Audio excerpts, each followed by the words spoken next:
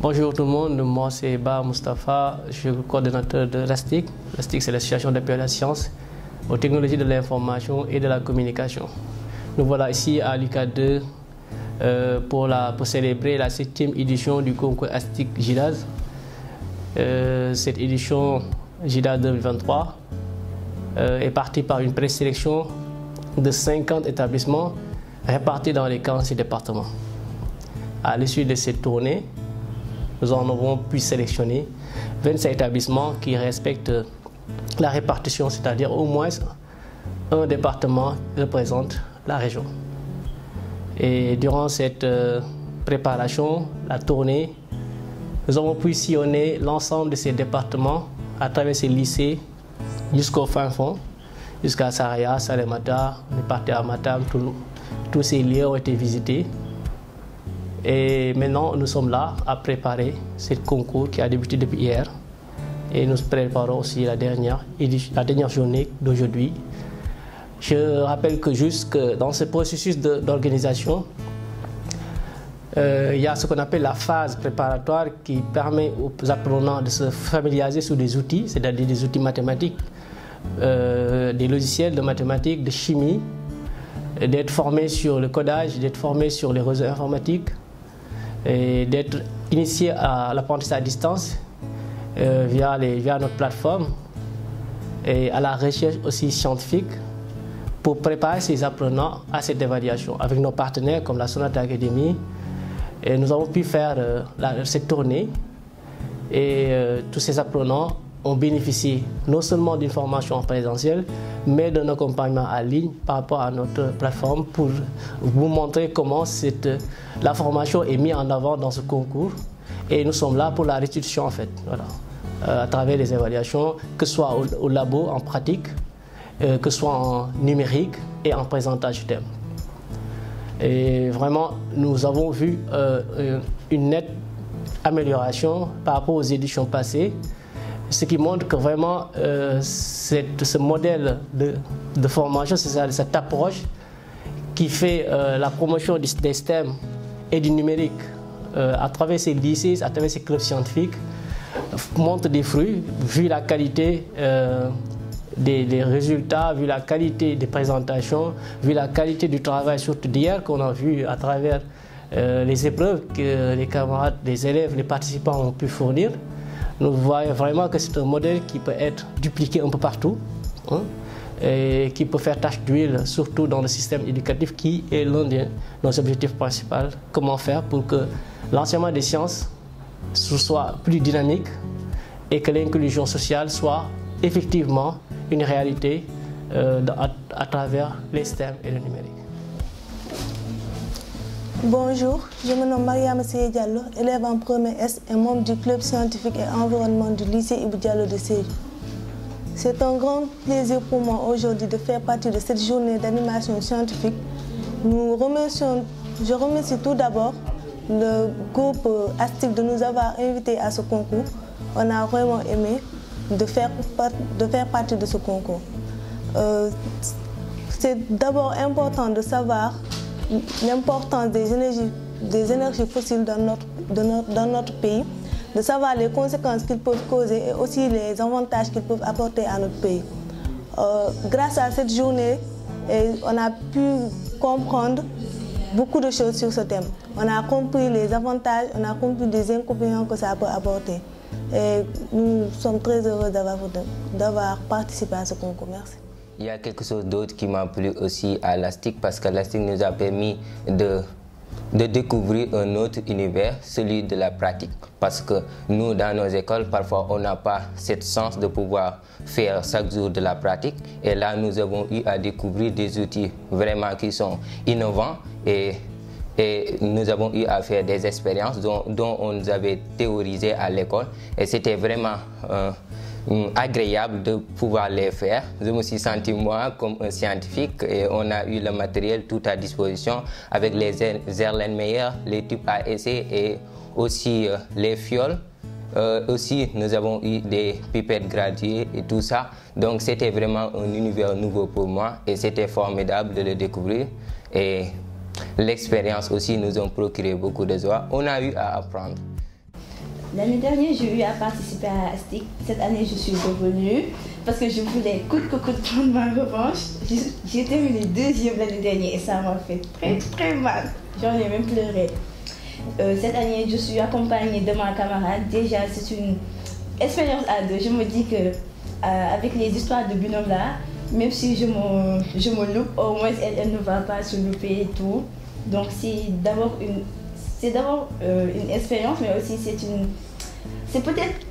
en quelque sorte une histoire de famille parce qu'on est entre camarades. Déjà, on n'avait pas l'opportunité de se voir tout le temps à H24 et tout, mais cette fois-ci, on est carrément collés et voilà, c'était très bien en fait. Nous trouvons le thème très pertinent dans la mesure où ce sont de jeunes élèves scientifiques qui sont réunis ici pour parler d'un thème scientifique, car le pétrole de l'extraction jusqu'au raffinage, c'est un travail scientifique. Et donc, si aujourd'hui on veut prévenir des effets néfastes du pétrole sur le climat, je pense qu'il n'y a pas mieux que les élèves pour être formés. On peut sensibiliser les adultes, mais les élèves, on les forme. Si aujourd'hui ces jeunes qui sont là, ces jeunes scientifiques sont formés sur les impacts du changement climatique, les impacts du pétrole, des énergies fossiles en général sur le changement climatique. Le jour où ils seront ingénieurs pétroliers, ils vont prendre en compte ces mesures-là et ils feront en sorte que les droits de l'environnement priment sur les enjeux économiques. On peut dire qu'on a bossé ce document comme des malades, pour ne pas utiliser un terme trop familier, quoi. Mais il s'est avéré que à la dernière minute, il y a eu des manquements. Le stress a pris le dessus sur notre personnalité, notre caractère et notre capacité à parler en public. Et ça nous a en quelque sorte pénalisé avec des moments d'interruption. Mais au final, on sait qu'on a donné le meilleur de nous-mêmes. Et quelle que soit l'issue de cette journée, on sera fiers de ce que l'on a fourni. En quelque sorte, je voudrais dire la même chose. Nous tenons aussi à remercier la SIC car sans eux, on ne serait pas là. Et l'organisation, je pense, a été bien faite et tout ça, on a été bien accueillis, tout s'est passé dans les normes. En quelque sorte, je voulais aussi insister sur ce qu'elle vient de dire concernant les jeunes. Nous jeunes, nous sommes l'avenir de ce pays. Nous devons être conscients de ce fait. Merci. Donc, nous sommes là aujourd'hui à l'UCAD 2, à l'issue du concours ASTIC GIDAS, la 5e édition, je pense, si je ne me trompe pas, depuis 2014. Et c'est ma première participation à ce concours. Et vraiment, ça m'a fait plaisir d'avoir participé à ce concours et d'avoir la chance de manipuler des microscopes. J'ai eu à manipuler un microscope à l'école, mais comme c'était à un temps de cours, on ne pouvait pas vraiment s'investir à fond. Et hier, j'ai eu vraiment la chance de manipuler cet appareil merveilleux avec ma camarade May ici présente. Et franchement, ça m'a fait plaisir parce que les SVT, moi, je les adore, je les vis toujours. Et aussi, c'est une passion, c'est une grande passion. J'ai toujours voulu porter une blouse blanche, des gants, tout ça, manipuler. Et hier, l'occasion m'a été offerte et j'ai vraiment saisi la chance. Vraiment, c'était bien. Oui. Alors, bonjour, je m'appelle Amadou Yassine Diatta. Je suis professeur de sciences physiques au lycée scientifique d'excellence de Diourbel. Et je suis là en tant qu'encadreur du club de sciences dans ces journées d'animation scientifique et culture technologique de 2023. Voilà, donc en fait, je suis représentant, je vais parler au nom des encadreurs parce qu'on a eu à échanger et il y a un plaidoyer commun déjà qui réside être la difficulté et la prise en charge sur le plan des déplacements, n'est-ce pas? Et ça, c'est un plaidoyer que je vais lancer à l'égard véritablement des IA, mais aussi des chefs d'établissement, pour encourager véritablement ces initiatives, vu l'intérêt de l'activité, n'est-ce pas, dont il est question. Voilà. Pour même donner un exemple, on a vu des établissements qui sont arrivés sans encadreurs. Donc ni un professeur ne les a accompagnés, ni peut-être, ils n'ont peut-être pas les moyens. Et il y a beaucoup d'établissements qui ne viennent pas. Et donc ça atteint sur la qualité et le niveau des débats qui pouvaient avoir lieu. Donc et c'est pourquoi je fais quand même ce plaidoyer-là par rapport à tout en fait ces activités, que les gens fassent une synergie autour véritablement de la question pour accompagner les clubs de sciences à participer à ces joutes qui, Dieu seul sait, sont extrêmement importants, surtout dans en fait les activités extramuros. Parce que aussi l'enseignement, n'est-ce pas, a d'autres variantes. En fait, on ne peut pas tout faire dans une classe et que donc des joutes comme ça, c'est des joutes qui permettent de développer beaucoup de skills, n'est-ce pas, au niveau des apprenants. Et donc, c'est ce que je tenais à dire. Et sur ça, je précise que tout ça ne pouvait être réalisé si on n'avait pas l'autorisation, l'accompagnement d'abord du ministère de l'Éducation, qui a très tôt compris l'enjeu, car ce projet est étroitement lié aux objectifs de ce ministère qui nous ont facilité beaucoup l'accès à l'ensemble des établissements et aussi à nos partenaires comme la Sonatel, l'université virtuelle qui est maintenant l'université numérique. Et il y a aussi la CNES, la Conférence nationale des emplois du Sénégal, l'Académie nationale des sciences et techniques du Sénégal et la DISI. Toutes ces structures nous ont accompagnés pour que nous puissions aujourd'hui en arriver là. Nous saluons tout l'engagement de l'ensemble de ces composantes qui nous permettent aujourd'hui d'en arriver à la 7e édition de ce grand concours scientifique, interclub scientifique du Sénégal. Je suis Ndeye Sarnaba, élève en classe de terminale au lycée d'excellence privée Birago Diop. C'est notre 3e participation à la JIDAS, je pense. Et nous tenons, pour les 3 participations, nous avons eu à être sur le podium. Donc la motivation vraiment de notre équipe, c'était de perpétuer un peu ce fait-là.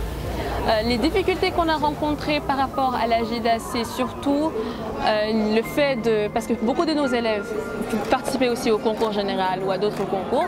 Donc c'était un peu d'essayer de trouver des créneaux pour pouvoir nous entraîner.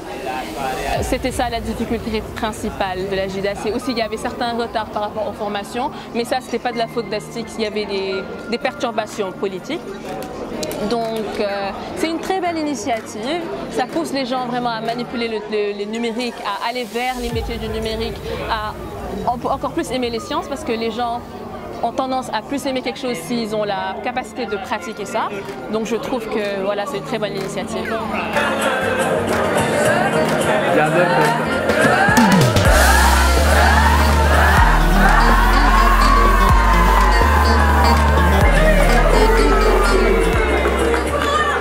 Le projet clé consiste à redynamiser le système éducatif dans le moyen secondaire en favorisant l'intégration des TIC dans les enseignements et apprentissages. Wonderful. All awards will be received by our IDRC representative at SIO, and we'll get right to it. It's the recognition time. For the FIRE Africa winner for the Internet for Social Inclusion Award is ASTIC, l'Association d'appui à la science et aux technologies de l'information et de la communication, Sénégal. The trophy will be received by Mustafa Ba, please.